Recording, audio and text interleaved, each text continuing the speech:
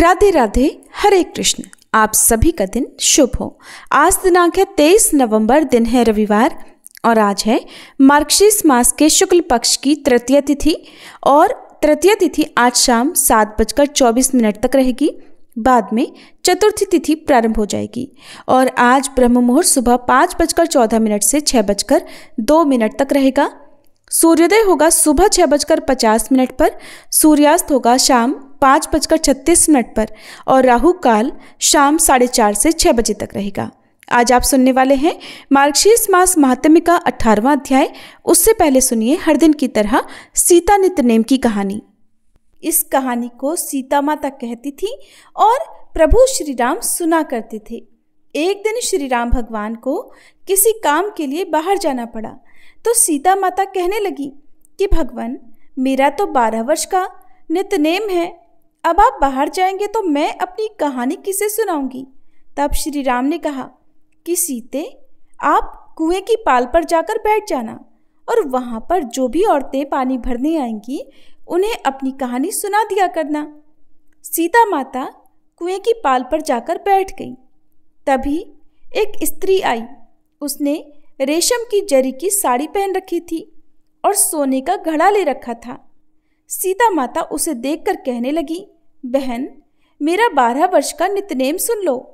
पर वह स्त्री बोली कि मैं तुम्हारा नित्यनेम सुनूंगी तो मुझे तो घर जाने में देर हो जाएगी और मेरी सास मुझसे झगड़ा करेगी।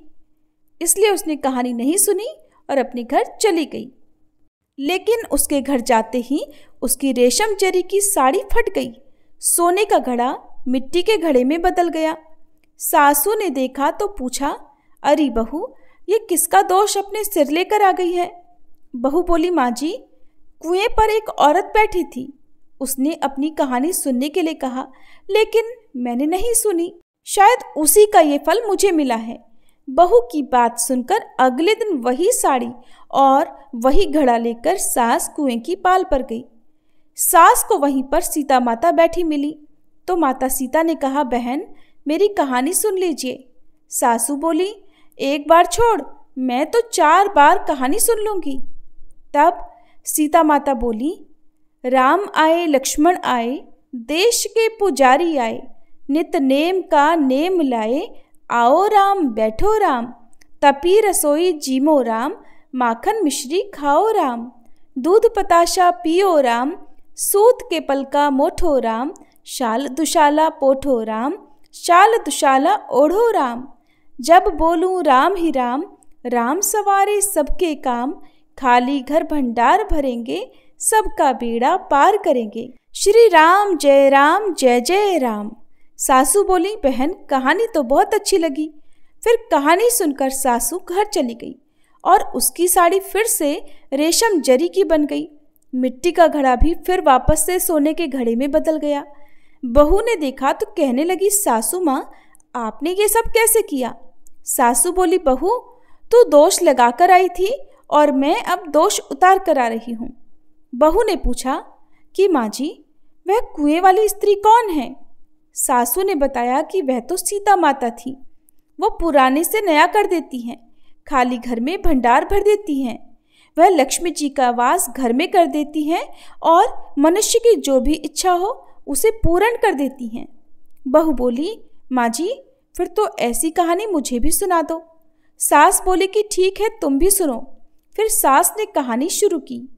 राम आए लक्ष्मण आए, देश के पुजारी आए, नित नेम का नेम लाए, आओ राम बैठो राम, तपी रसोई जीमो राम, माखन मिश्री खाओ राम, दूध बताशा पियो राम, सूत के पलका मोठो राम, शाल दुशाला पोठो राम, शाल दुशाला ओढ़ो राम, जब बोलूं राम ही राम, राम सवारे सबके काम, खाली घर भंडार भरेंगे, सबका बेड़ा पार करेंगे, बोलो श्री राम जय जय राम। कहानी सुनकर बहू बोली, माँ जी, कहानी तो बहुत अच्छी है। सासू ने कहा, ठीक है, अब से हम इस कहानी को रोज किया करेंगे। अब सास बहू रोज सवेरे उठती, नहाती धोती और पूजा करने के बाद नित्यनेम की सीता माता की कहानी कहती। एक दिन की बात है, उनके यहाँ पड़ोस की एक औरत आई और बोली कि बहन, जरा सी आँच तो देना, तो बहू बोली कि आज तो अभी हमने जलाई ही नहीं। पड़ोसन बोली, तो फिर तुम सुबह 4 बजे से उठकर क्या कर रही हो? तो उन्होंने कहा कि हम तो सुबह सुबह उठकर पूजा करते हैं, फिर सीता माता की नित्यनेम की कहानी कहते हैं। पड़ोसन ने उनकी बात सुनकर फिर कहा कि सीता माता की कहानी कहने से तुम्हें क्या मिला?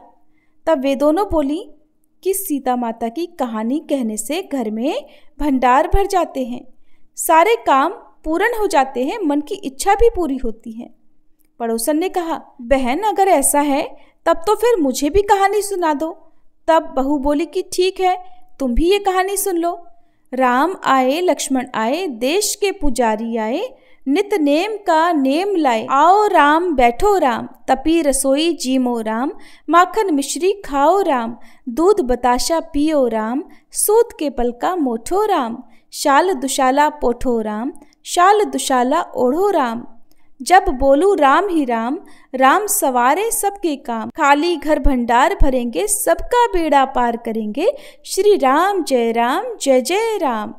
पड़ोसन ने इस कहानी को सुना तो कहने लगी, बहन कहानी तो बहुत अच्छी लगी। अब वह पड़ोसन भी नित्यनेम सीता माता की कहानी कहने लगी। कहानी कहने से सीता माता ने पड़ोसन के भी धन के भंडार भर दिए। देखते ही देखते अब तो पूरे मोहल्ले में नित्यनेम की कथा चल पड़ी और हर किसी की मनोकामना पूर्ण होने लगी। हे सीता माता, जैसे आपने उन सभी के भंडार भरे, वैसे ही हमारे भी भरना।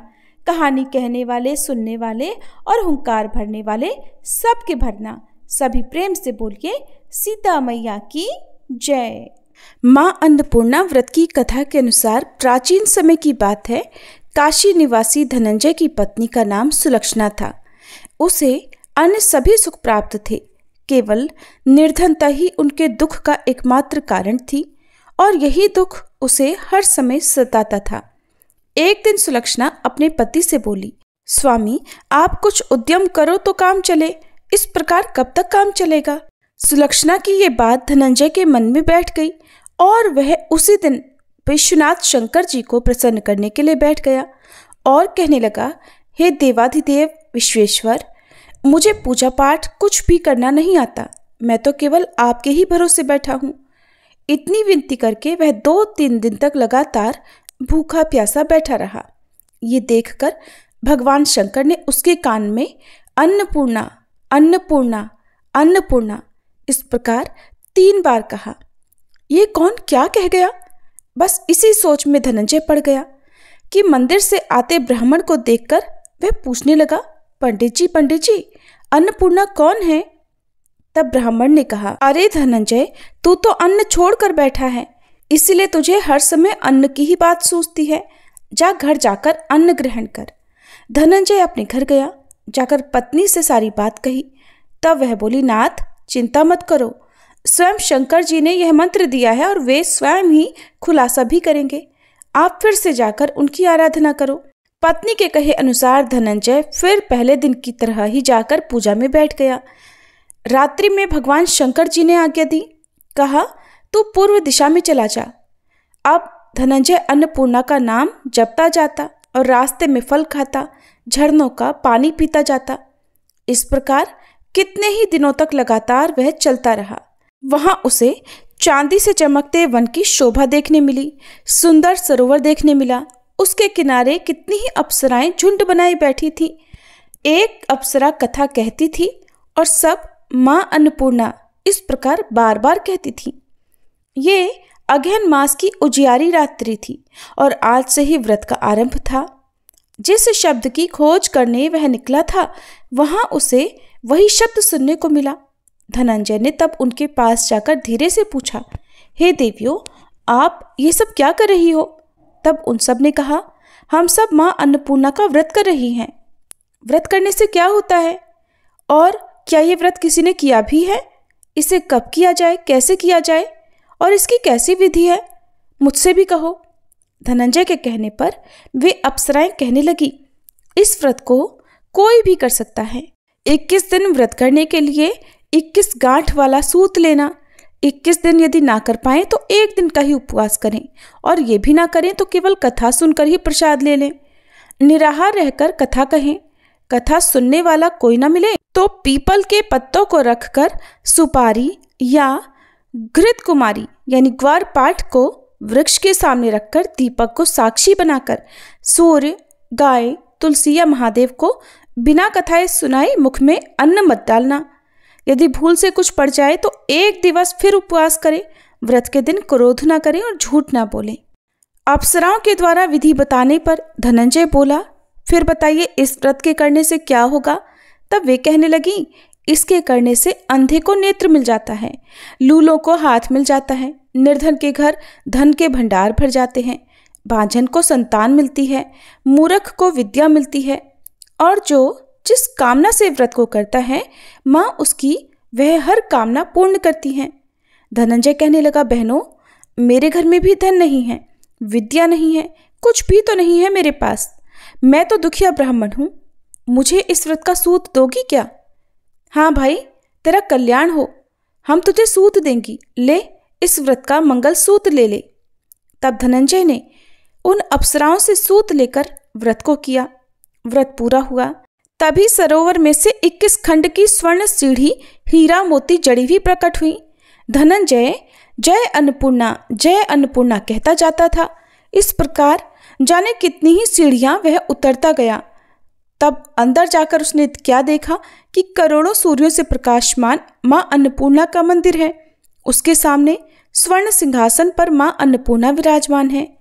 सामने भिक्षा हेतु शंकर भगवान खड़े हैं। देवांगनाएं चवर डुला रही हैं। कितने ही हथियार बांधे पहरा दे रही हैं। धनंजय दौड़कर मां जगदम्बा के चरणों में गिर पड़ा। देवी उसके मन का दुख जान गई। धनंजय हाथ जोड़कर कहने लगा, माता, आप तो अंतर्यामिनी हैं, आपको मैं अपनी दशा भला क्या बताऊं, आप तो सब कुछ जानती हैं।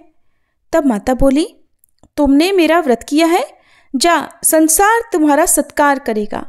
माता ने धनंजय की जिह्वा पर बीज मंत्र लिख दिया। अब तो उसके रोम रोम में विद्या प्रकट हो गई।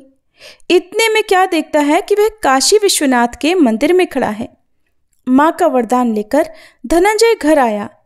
अपनी पत्नी सुलक्षणा से सारी बात कही। माता जी की कृपा से उसके घर में धन संपत्ति उमड़ने लगी। छोटा सा घर बहुत बड़ा गिना जाने लगा। जैसे शहद के छत्ते में मक्खियां जमा हो जाती हैं, उसी प्रकार अनेक सगे संबंधी आ आकर उसकी पढ़ाई करने लगे। कहने लगे, इतना धन और इतना बड़ा घर, सुंदर संतान नहीं है तो फिर इस कमाई को कौन भोगेगा? सुलक्षणा से तो कोई संतान हुई नहीं, इसलिए तुम दूसरा विवाह कर लो। अनिच्छा होते हुए भी धनंजय को दूसरा विवाह करना पड़ा और सती सुलक्षणा को सौतन का दुख झेलना पड़ा। इस प्रकार धीरे धीरे दिन बीतते गए। फिर अगहन मास आया। नए बंधन से बंधे पति से सुलक्षणा ने कहलवाया कि इस व्रत के प्रभाव से ही हम सुखी हुए हैं, इस कारण यह व्रत छोड़ना नहीं चाहिए।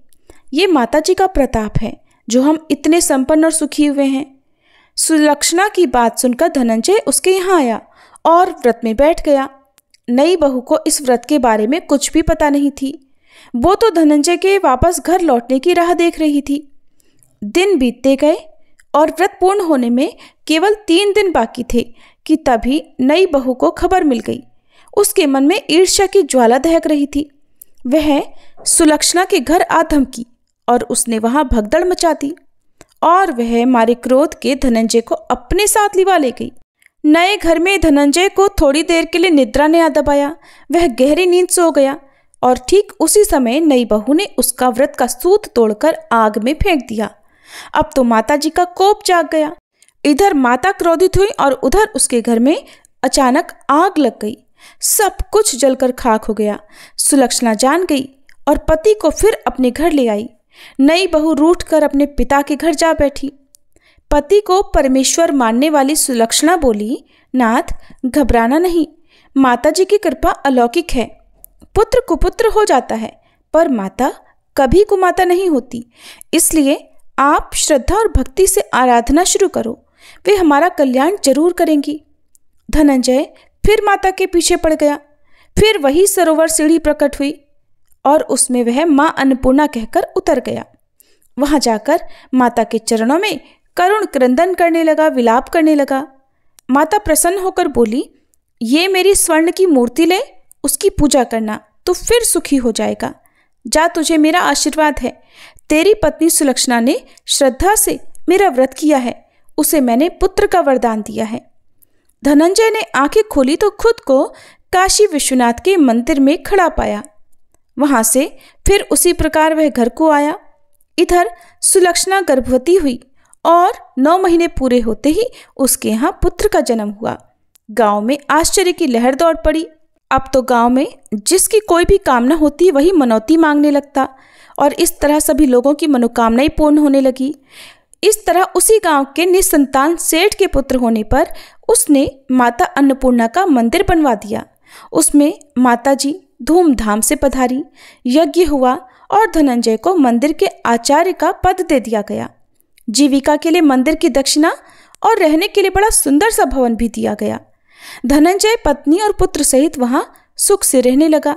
माता जी के चढ़ावे में भरपूर आमदनी होने लगी। उधर नई बहू के पिता के घर डाका पड़ गया, सब कुछ लुट गया और वे भीख मांगकर अपना पेट भरने लगे। सुलक्षणा ने जब यह सुना तो उन्हें बुलावा भेजा और उनके आने पर उन्हें अलग घर में रख लिया और उनके अन्न वस्त्र का प्रबंध भी कर दिया। धनंजय, सुलक्षणा और उसका पुत्र माता जी की कृपा से आनंद से रहने लगे। माता जी ने जैसे उनके भंडार भरे वैसे सबके भंडार भरे। सभी प्रेम से बोलिए, अन्नपूर्णा माता की जय। अब सुनिए आज का महात्म्य। श्री नारायण कहते हैं, नारद, जब वायु से सुवासित चंदन निर्मित और फूलों से बिछी हुई शैया पर राधिका जी सो गईं, जो कि कुछ क्षण पहले तक श्री कृष्ण के विरह से अत्यंत दुखी होकर मूर्छित हो गई थी, तब बहुत प्रकार से श्री कृष्ण ने राधिका जी को समझाया और उन्हें उस श्राप की भी याद दिलाई जो कि श्री दामा ने उनके पूर्व जन्म में उन्हें दिया था। जब राधिका जी गहरी निद्रा में सो गई तब रात में तीसरे पहर के बीत जाने पर शुभ बेला में शुभ नक्षत्र से चंद्रमा का संयोग होने पर अमृत योग से युक्त लग्न आया।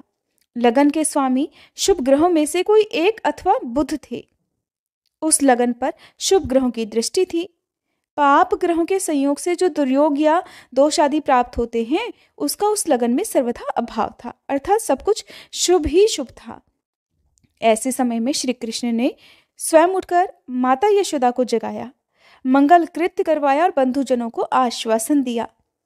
जो विश्व ब्रह्मांड के स्वतंत्र कर्ता और स्वतंत्र पालक हैं, उन्हीं भगवान ने राधिका जी के भय से भीत से होकर बाजा बजाने की मनाही कर दी, क्योंकि राधिका जी जब तक गहरी निद्रा में थी तभी श्री कृष्ण को प्रस्थान करना था। क्योंकि राधिका जी श्री कृष्ण से एक क्षण का भी विरह सह नहीं सकती थी, इसलिए अब श्री कृष्ण अपने दोनों पैरों को धोकर 2 शुद्ध वस्त्र धारण करके चंदन आदि से लिपे हुए शुद्ध स्थान में बैठ गए।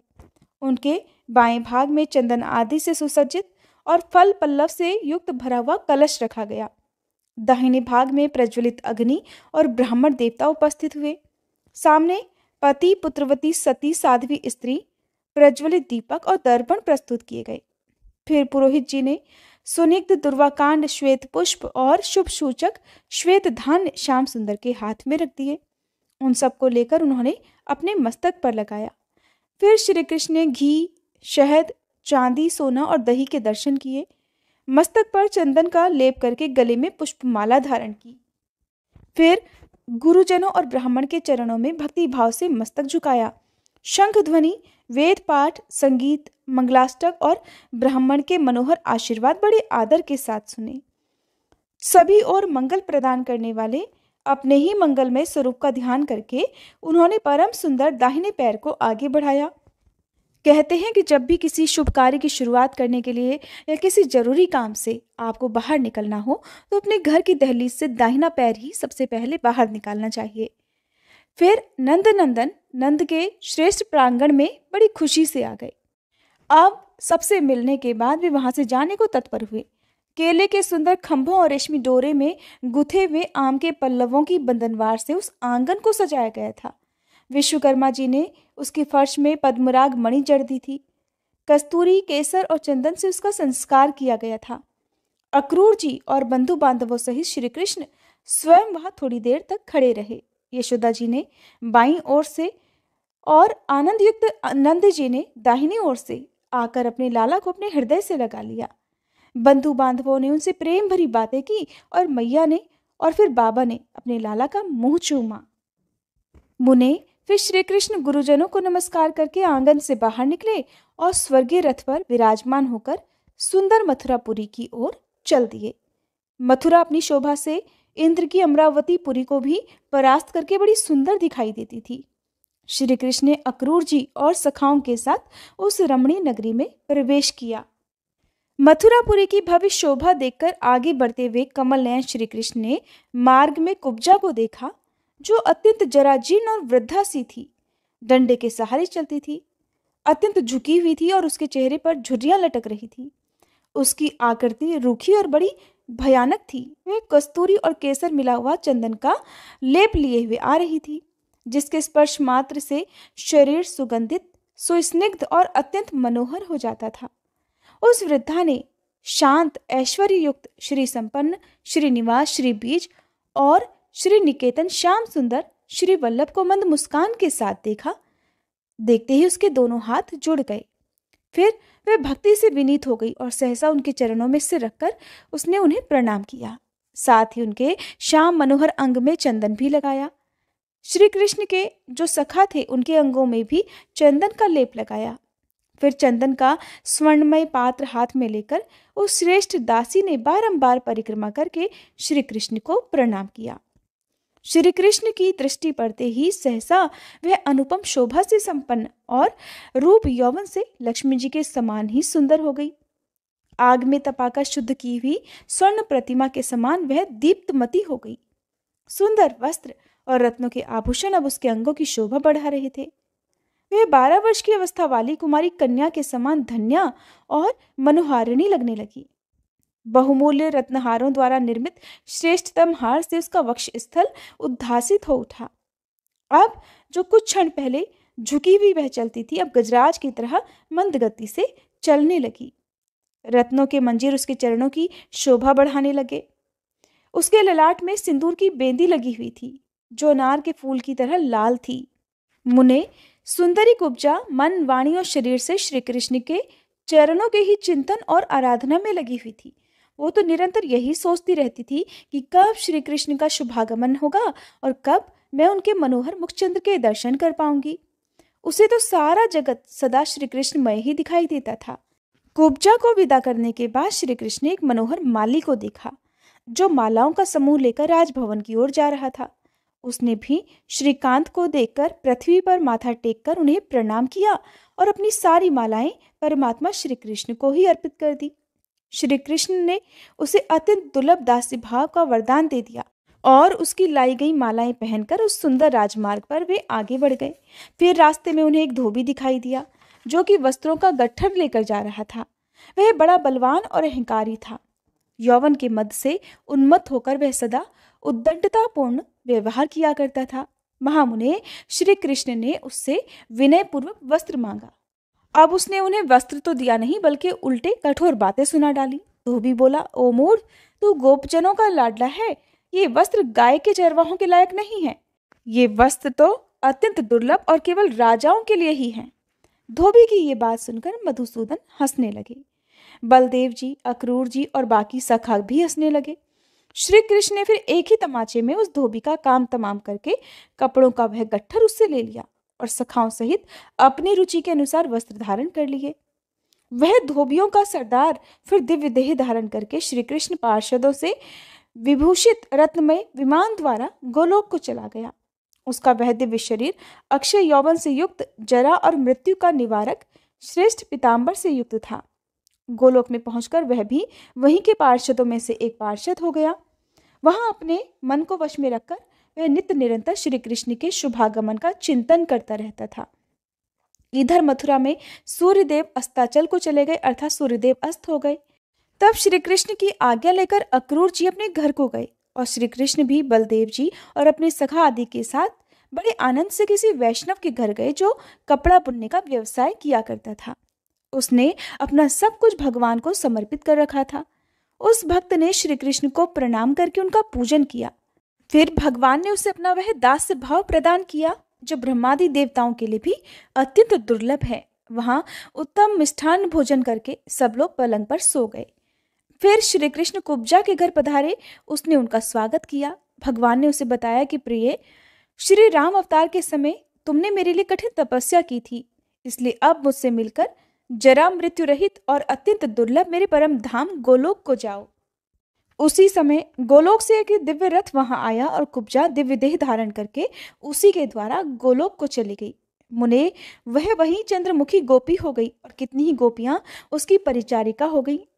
भगवान नंद नंदन भी क्षण भर कुब्जा के यहाँ ठहरकर पुनः अपने निवास मंदिर में लौट आए, जहाँ नंद जी सानंद विराजमान थे। उधर भय विह्वल कंस ने रात को नींद न आने पर दुखद स्वप्न देखा, जो उसकी मृत्यु का सूचक था। उसने देखा सूरज आकाश से गिरकर पृथ्वी पर पड़ा है, उसके 4 टुकड़े हो गए हैं। मुने इसी तरह चंद्रमंडल भी आकाश से पृथ्वी पर गिरकर 10 टुकड़ों में बटा हुआ दिखाई दिया। उसने कुछ ऐसे पुरुष भी देखे जिनकी आकृति विकृत थी। वे हाथों में रस्सी लिए नंग धड़ंग दिखाई देते थे। एक विधवा शूद्री भी दिखाई दी, जो कि वस्त्रहीन थी और जिसकी नाक कटी हुई थी। वह हंसती थी। उसने चूने का तिलक लगा रखा था और उसके सफेद और काले बाल ऊपर की ओर उठे हुए थे। वह एक हाथ में तलवार और दूसरे में खप्पर लिए हुए थी। उसकी जीभ लपलपा रही थी और उसके गले में मुंडमाला पड़ी हुई थी। फिर उसने टेढ़ी मेढ़ी कौड़ी, मरघट, अर्धजला काठ, सूखी हुई लकड़ी, कुश, तिनके, चलता हुआ धड़, मुर्दे का चिल्लाता हुआ मस्तक, आग से जला हुआ स्थान, भस्म युक्त सूखा तालाब, जली हुई मछली, लोहा, दावानल से जलकर बुझे हुए वन, गलित कोड़ से युक्त वस्त्रहीन शूद्र और अपनी शिखा अर्थात चोटी खोले हुए अत्यंत रोष से भरकर श्राप देते हुए ब्राह्मण और गुरु और अत्यधिक कुपित हुए सन्यासी, योगी और वैष्णव मनुष्यों को भी देखा। ऐसा दुस्वप्न देखकर कंस की नींद खुल गई और उसने अपने माता पिता, भाई और पत्नी से वह सब कह सुनाया। उसकी पत्नी ने सुना तो प्रेम से विवल होकर वह रोने लगी। कंस ने रंगभूमि में दर्शकों के बैठने के लिए मंच बनवाए और सभा के द्वार पर हाथी को खड़ा कर दिया। हाथी के साथ ही पहलवान और जुझारू सेना भी स्थापित कर दी। फिर धनुर्यज्ञ का मंगल कृत्य आरंभ कर दिया। सभा बनवाई, पुण्यदायक स्वस्ति वाचन और मंगल पाठ कराया और योगयुक्त पुरोहित को यत्नपूर्वक आवश्यक कार्य के अनुष्ठान में नियुक्त कर दिया। राजा कंस हाथ में तीक्ष्ण तलवार लेकर रमणी मंच पर जा बैठा। मल्ल युद्ध के लिए उस कला में निपुण योद्धाओं को नियुक्त किया गया। आमंत्रित श्रेष्ठ राजाओं, ब्राह्मणों, मुनीश्वरों, धर्मात्मा पुरुषों और युद्ध कुशल पुरुषों को यथास्थान बिठाया गया। नारद उसी समय बलराम के साथ भगवान श्री कृष्ण रंगभूमि में आए और महादेव जी के धनुष को लीलापूर्वक बीच से ही तोड़ डाला। धनुष टूटने की भयंकर आवाज से सारी मथुरापुरी बहरी सी हो गई। कंस को बड़ा दुख हुआ और देवकी नंदन श्री कृष्ण हर्ष से खिल उठे। द्वारवर्ती मल्ल सहित हाथी का वध करके फिर वे सभा में उपस्थित हो गए। योगी जनों ने उन्हें साक्षात परमात्म देव परमेश्वर के रूप में देखा। वे अपने हृदय कमल में जिस स्वरूप का ध्यान करते थे वही उन्हें बाहर भी दिखाई दिया। राजाओं की दृष्टि में वे सर्वशासक दंडधारी राजेंद्र थे। माता पिता ने उनको स्तनपान कराने वाले दुधमुहे बालक के रूप में देखा। कामिनियों की नजर में वे करोड़ों कंदर्पों की लावण्य लीला धारण करने वाले रसिक शेखर थे। कंस ने काल पुरुष के रूप में देखा और उसके भाइयों ने शत्रु के रूप में। मल्लों ने अपनी मृत्यु का स्थान माना और यादवों ने उनके प्राणों के समान प्रिय देखा। अब श्री कृष्ण ने सभा में बैठे हुए सभी मुनिजनों, ब्राह्मणों, अपने माता पिता और गुरुजनों को नमस्कार किया। फिर हाथ में सुदर्शन चक्र लेकर वे राजमंच के निकट पहुंच गए। मुने उन्होंने कंस को अपने भक्त के रूप में देखा। भक्तों के तो वे जीवन बंधु हैं ही। कृपा निधान श्री कृष्ण ने कृपा पूर्वक कंस को मंच से खींच लिया और लीला से ही उसे मार डाला। उस समय राजा कंस को संपूर्ण जगत श्री कृष्णमय दिखाई दे रहा था। मृत्यु के पश्चात उसके निकट हीरे के हारों से विभूषित रत्नमय विमान आ पहुंचा और वह दिव्य रूप धारण करके समृद्धशाली होकर उस विमान से विष्णु धाम में जा पहुंचा। मुने कंस का उत्कृष्ट तेज श्री कृष्ण के चरण कमलों में प्रविष्ट हो गया। उसका और्ध्वदैहिक संस्कार और सत्कार करके फिर श्री कृष्ण ने ब्राह्मणों को धन का दान किया। इसके बाद राज्य और राजा का छत्र बुद्धिमान उग्रसेन को सौंप दिया। चंद्रवंशी उग्रसेन पुनः यादवों के राजेंद्र हो गए। कंस के मारे जाते ही कंस की माता, पत्नियां, पिता, बंधु बांधव, मातृ वर्ग की स्त्रियां, बहन और भाइयों की पत्नियां भी विलाप करने लगी। वे बोले, राजेंद्र उठो, राज सिंहासन पर बैठकर हमें दर्शन दो। महामुनि तब श्री कृष्ण ने उन सभी को सांत्वना दी। परिवार के लोगों ने फिर ब्राह्मणों को भोजन कराया और उन्हें सभी प्रकार का धन दिया। सर्वात्मा भगवान श्री कृष्ण भी अपने पिता के निकट गए और उनकी बेड़ी हथकड़ी काटकर उन्होंने अपनी माता और पिता दोनों को बंधन से मुक्त कराया। फिर उन देवेश्वर ने दंड की तरह पृथ्वी पर पड़कर अपने माता पिता को साष्टांग प्रणाम किया और भक्ति से मस्तक झुकाकर उनकी स्तुति की। अब क्योंकि श्री कृष्ण से वियोग का अवसर आ पहुंचा था, तब श्री नारायण कहते हैं कि नारद तदंतर शोक से आतुर और अपने पुत्र के वियोग से कातुर होकर फूट फूट कर रोते हुए चेष्टा शून्य पिता नंद जी को श्री कृष्ण और बलराम ने आध्यात्मिक आदि दिव्य योगों द्वारा बड़े सानंद पूर्वक समझाना प्रारंभ कर दिया। श्री कृष्ण बोले, बाबा प्रसन्नता पूर्वक मेरी बात सुनो, शोक छोड़ो और हर्ष को हृदय में स्थान दो। मैं जो ज्ञान देता हूँ इसे ग्रहण करो। ये वही ज्ञान है जो पूर्व काल में मैंने पुष्कर में ब्रह्मा जी, शेष, गणेश, महेश, दिनेश, मुनीश और योगीश्वर को प्रदान किया था। यह कौन किसका पुत्र, कौन किसका पिता और कौन किसकी माता है, ये पुत्र आदि का संबंध किस कारण से है। जीव अपने पूर्व जन्म के कर्मों से प्रेरित होकर इस संसार में आते हैं और परलोक में जाते हैं।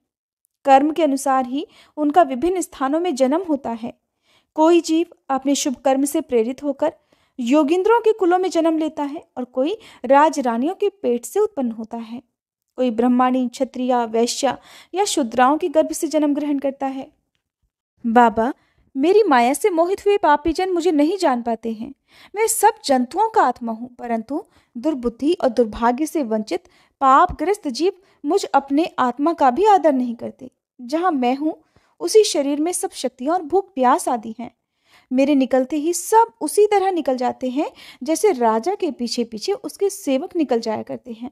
हे ब्रिजराज नंद जी, मेरे बाबा, इस ज्ञान को हृदय में धारण करके ब्रिज को जाओ और राधा और यशोदा मैया को भी इसका उपदेश दो। इस ज्ञान को भली भांति समझकर नंद जी फिर अपने अनुगामी ब्रजवासियों के साथ ब्रज को वापस लौट गए। वहां जाकर उन्होंने उन दोनों नारी शिरोमणियों से अर्थात यशोदा जी और राधिका जी से उस ज्ञान की चर्चा की। नारद वह महाज्ञान पाकर सब लोगों ने फिर अपना शोक त्याग दिया। श्री कृष्ण यद्यपि निर्लिप्त हैं, फिर भी माया के स्वामी हैं, इसीलिए माया से अनुरक्त जान पड़ते हैं। यशोदा जी ने फिर से नंदराय जी को माधव के पास भेजा। उनकी प्रेरणा से फिर आकर नंद जी ने ब्रह्मा जी के द्वारा किए गए साम वेदोक्त स्तोत्र से श्री कृष्ण की स्तुति की। फिर वे पुत्र के सामने खड़े होकर बार बार रोने लगे। नंद जी की स्तुति सुनकर जगदीश्वर बहुत संतुष्ट हुए। नंद बाबा विरह की अग्नि से व्याकुल होकर गोकुल से उनके पास आए थे। श्री भगवान ने उनसे इस प्रकार फिर कहा कि बाबा, शोक और भ्रम को छोड़ दो और ब्रज को लौट जाओ। वहां जाकर सबको प्रसन्न करो। मैं जो परम सत्य ज्ञान बता रहा हूँ उसे सुनो। ये ज्ञान शोक ग्रंथि को दूर करने वाला है, हर प्रकार के शोक का नाश करने वाला है। ऐसा कहकर पंचभूतों का वर्णन करते हुए श्री कृष्ण ने नंद बाबा को उत्तम ज्ञान का उपदेश दिया और फिर अंत में कहा, तात, मेरे भक्तों का कहीं अमंगल नहीं होता। मेरा सुदर्शन चक्र प्रतिदिन उनकी सब ओर से रक्षा करता है। मेरी ये बात यशोदा मैया से, गोपियों से और गोपगणों से भी कह देना। उन सब के साथ शोक को त्याग देना। अच्छा, अब घर को जाओ। ऐसा कहकर भगवान श्री कृष्ण यादवों की सभा में मौन हो गए। तब आनंद मगन नंद जी ने पुनः उनसे पूछा, हे गोविंद, मैं तो मूर्ख हूं और तुम वेदों के उत्पादक हो। मुझे ऐसा लौकिक ज्ञान बताओ जिससे मैं तुम्हारे चरणों को प्राप्त कर सकूं। तब श्री कृष्ण ने कहा, तात, मैं आपको वह परम अद्भुत ज्ञान प्रकट करता हूँ जो वेदों में अत्यंत गोपनीय और पुराणों में भी अत्यंत दुर्लभ है। कुलटा स्त्रियां मोक्ष मार्ग के द्वार को ढकने के लिए अर्गलाएं हैं। भ्रम और माया की सुंदर भूमियां हैं, उन पर कभी विश्वास नहीं करना चाहिए। ब्रजराज, असाध्वी स्त्रियां हरिभक्ति के विरुद्ध होती हैं। वे नाश की बीज रूपा है, उन पर विश्वास करना बिल्कुल भी उचित नहीं है। प्रतिदिन प्रातःकाल उठकर रात में पहने हुए कपड़ों को त्याग दे और हृदय कमल में इष्ट देव का ध्यान और ब्रह्मरंध्र में परम गुरु का चिंतन करे। मन ही मन उनका चिंतन करके प्रातःकालिक सभी कर्म पूर्ण करने के बाद बुद्धिमान पुरुष निश्चय ही निर्मल जल में स्नान करे। कर्म का उच्छेद करने वाला भक्त कोई कामना या संकल्प नहीं किया करता। वह स्नान करके भगवान का ध्यान करता है और संध्या करके घर को लौट जाता है।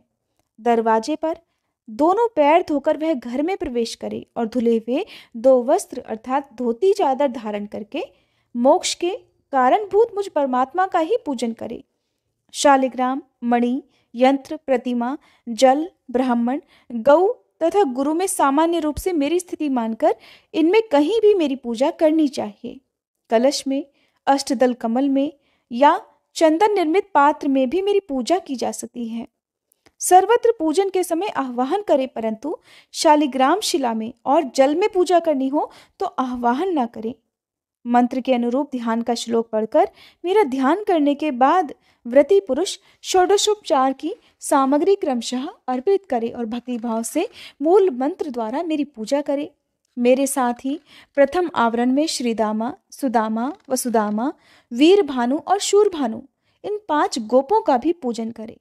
फिर सुनंद, नंद, कुमुद और सुदर्शन इन पार्षदों का, लक्ष्मी, सरस्वती, दुर्गा, राधा, गंगा और पृथ्वी इन देवियों का, गुरु, तुलसी, शिव, कार्तिकेय और विनायक जी का तथा नवग्रहों और 10 दिक्पालों का सब दिशाओं में विद्वान पुरुष पूजन करे।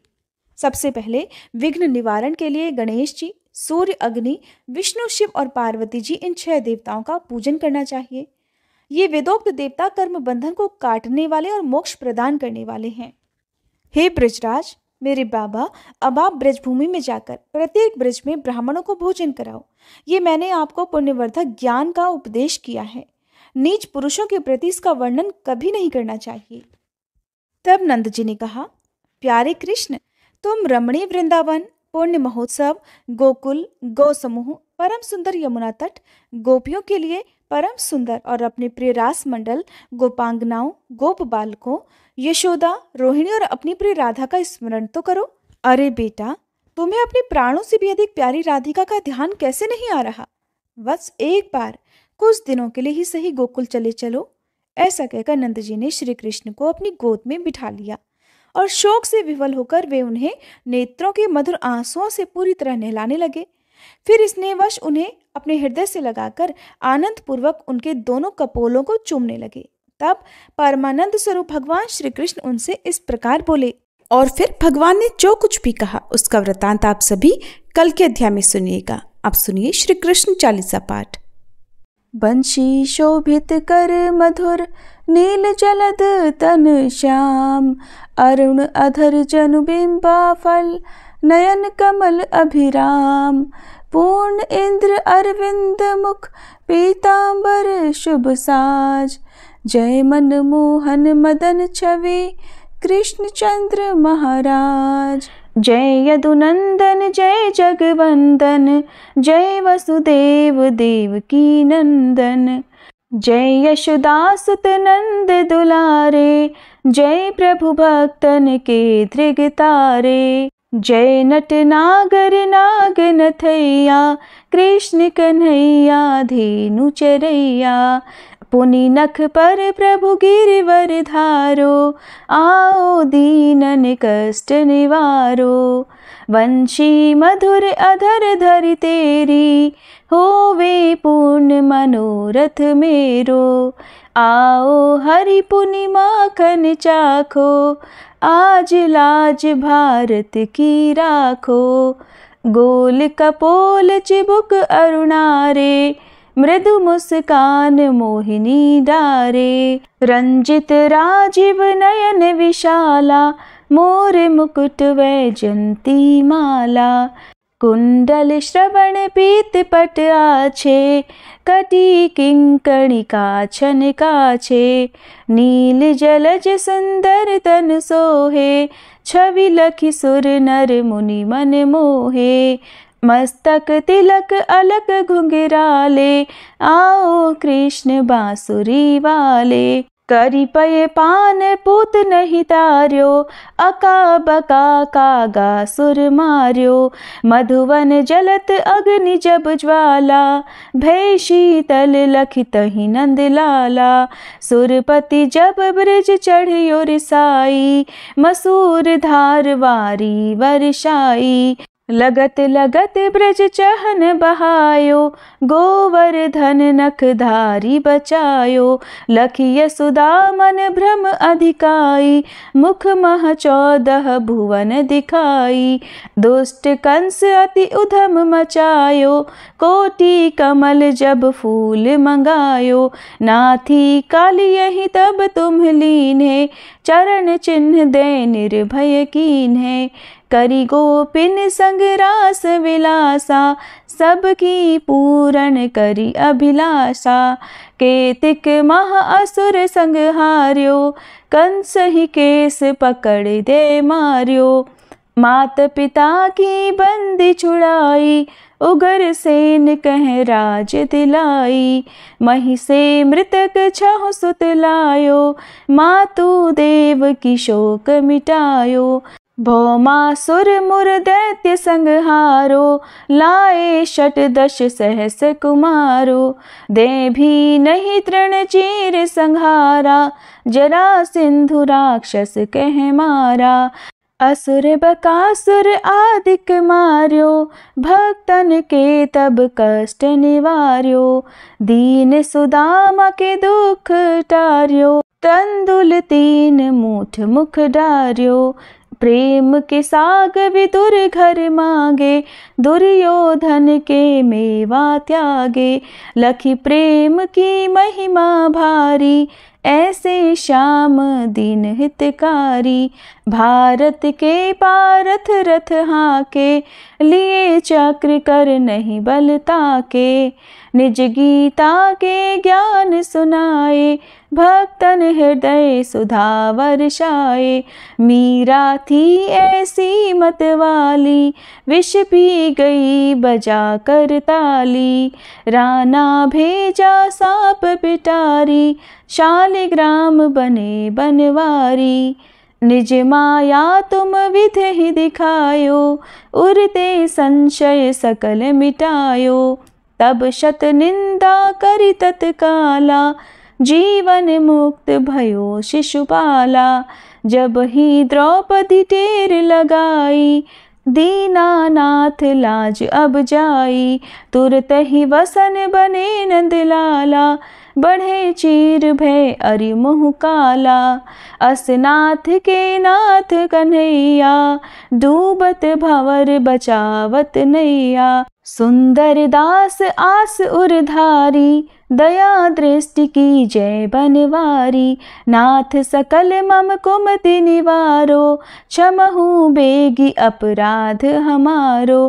खोलो पट अब दर्शन दीजे, बोलो कृष्ण कन्हैया की जय। बोलो कृष्ण कन्हैया की जय, बोलो कृष्ण कन्हैया की जय। ये 40 कृष्ण का पाठ करे उरधारी, अष्ट सिद्धि नवनिधि फल लहे पदार्थ चारी। बोलो श्री कृष्ण भगवान की जय।